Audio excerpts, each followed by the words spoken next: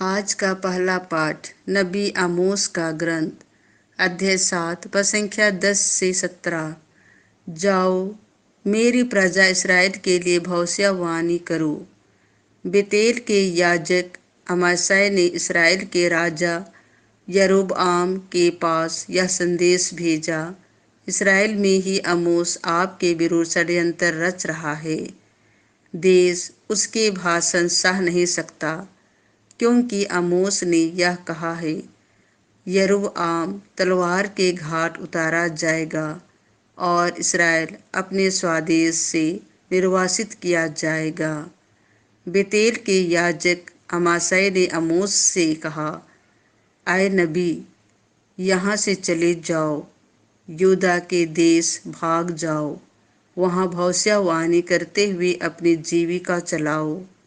बेतेल में भविष्यवाणी करना बंद करो, क्योंकि यह तो राजकीय पुण्य स्थान है, यह राज मंदिर है। आमोस ने अमासै को यह उत्तर दिया, मैं ना तो नबी था और न नबी की संतान। मैं चरवाहा था और गूलर के पेड़ छाटने वाला। मैं झुंड चरा ही रहा था कि प्रभु ने मुझे बुलाया और मुझसे यह कहा, जाओ, मेरी प्रजा इस्राएल के लिए भविष्यवाणी करो। अब तुम प्रभु की वाणी सुनो। तुम तो कहते हो, इस्राएल के विरुद्ध भविष्यवाणी मत करो, इसहाक के वंश के विरुद्ध बकवाद मत करो।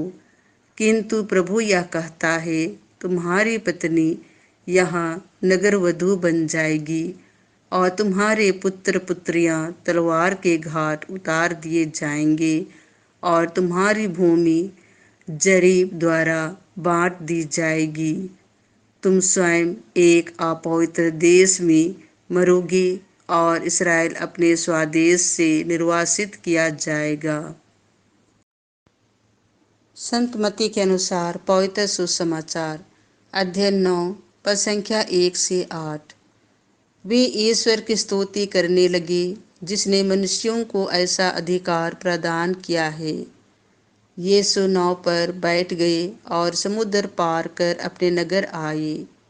उस समय कुछ लोग खाट पर पड़े हुए एक अर्धांग रोगी को उनके पास ले आए। उनका विश्वास देखकर यीशु ने अर्धांग रोगी से कहा, बेटा, ढाढ़स रखो, तुम्हारे पाप क्षमा हो गए हैं। कुछ शास्त्री मन ही मन सोचने लगे, यह ईश निंदा करता है। उनके ये विचार जानकर यीशु ने कहा, तुम लोग अपने मन में बुरे विचार क्यों लाते हो? अधिक सहज क्या है, यह कहना, तुम्हारे पाप क्षमा हो गए हैं, अथवा यह कहना, उठो और चलो फिरो? किंतु इसीलिए कि तुम लोग यह जान लो कि मानव पुत्र को पृथ्वी पर पाप क्षमा करने का अधिकार मिला है। तब वह अर्धांग रोगी से बोले, उठो और अपनी खाट उठाकर घर जाओ। और वह उठकर अपने घर चला गया।